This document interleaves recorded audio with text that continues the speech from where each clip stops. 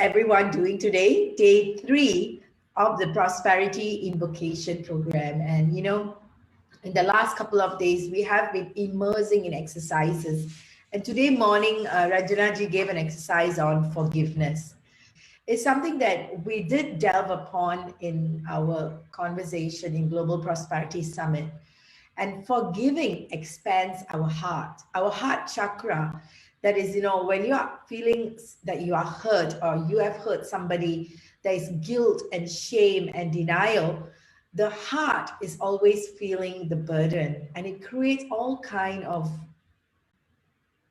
issues in the body. And we all know the disease of the mind causes the disease of the body. So in this context, and it's also been proven in one of the articles I read in 2003 in the Times article, forgiveness, the lack of forgiveness are the cause of cancerous cells, and God forbid us from such space.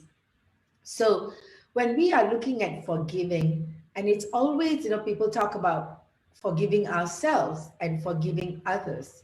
So before we talk about forgiving anyone for that matter, do we understand the context of a sin or something that is not, a mistake done? So we always say a mistake is a sin only when not admitted. That is one of the works of Buckminster Fuller that we have learned from. Mistakes are sin only when not admitted. So how much do we accept a mistake done, and instead of brewing over it, going into denial, going into guilt and shame, which is the biggest issue right now in the world. Everybody is evolved. Everybody know blaming others is no longer the game. Giving excuses is no longer the game. Taking responsibility as a human being for whatever that's showing up. And then instead of going into denial and guilt and shame, really taking responsibility, coming from a space of clarity and power, that releases us. First level, forgiveness for ourselves, because that is the space of really, we talk about yesterday when we say knowing yourself. It is that we are that higher space. We are in that one with the universe, and this body that is going through all these ways and beings of life. How do we really relate to it? So how do we relate to it as ourselves, and how do we relate to it as a person looking at what's happening? So this is a clarity when we are able to draw a fine line and say that forgiveness is for the action, for whatever that has happened.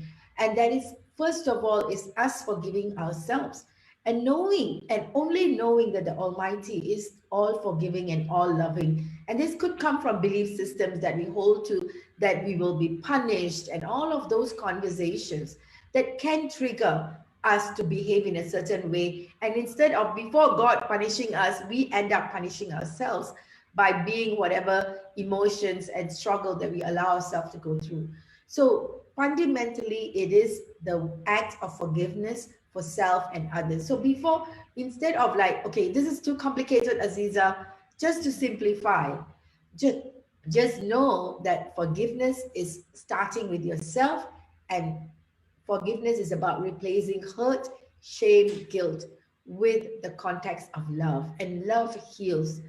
Loving ourselves and loving everybody that is in our space is the ultimate result of whatever that we can go through in our life. And this is something that we want you to relate to, and we want you to really, really come to terms with, because at the end of the day, it's your realization and our realization that we can walk a life of peaceful, loving people around us. Either they show up loving or they don't show up at all. And that's a powerful space to operate from. So we don't interfere with energies of others who are hurt. They just stay clear of us.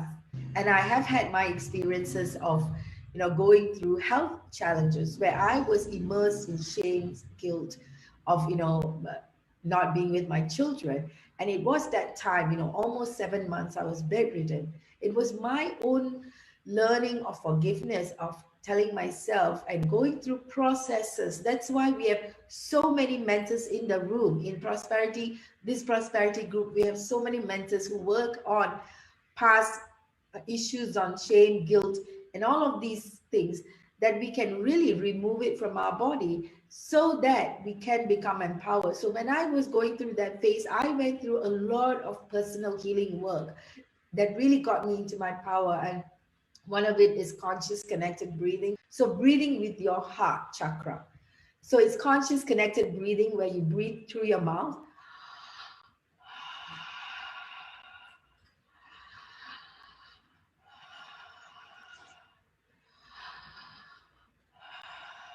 So when you're breathing, you can really feel your heart expand, your lungs expanding. And this is conscious connected breathing. And actually, this is the way we breathe when we are sleeping. It's just that we don't know. Most of the time, we're not even sure how we are breathing in our life.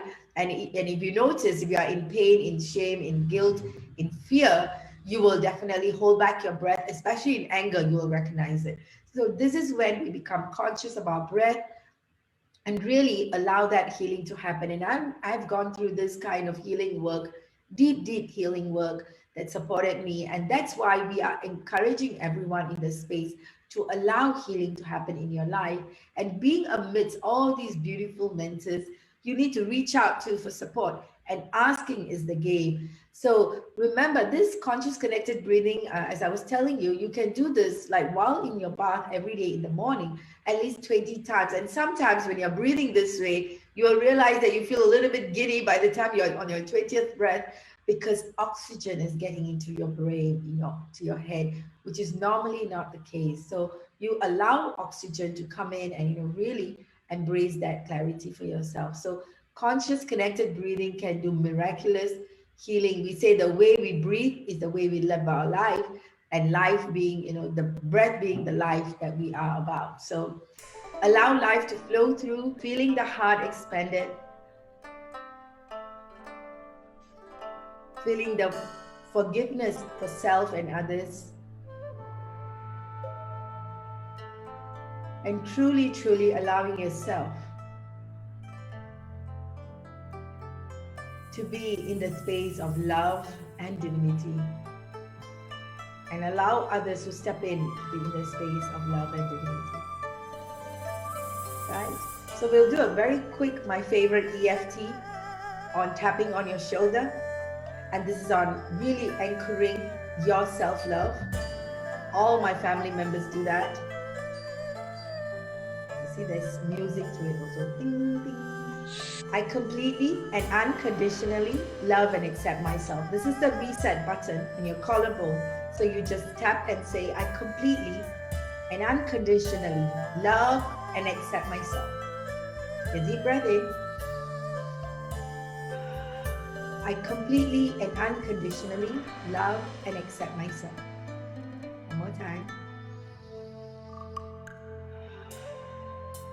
Letting go of anything that doesn't serve in your body anymore.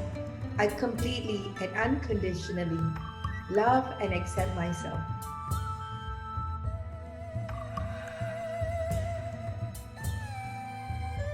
Right. So anchoring the divinity in you, and pranamams and blessings for you for a beautiful, loving life.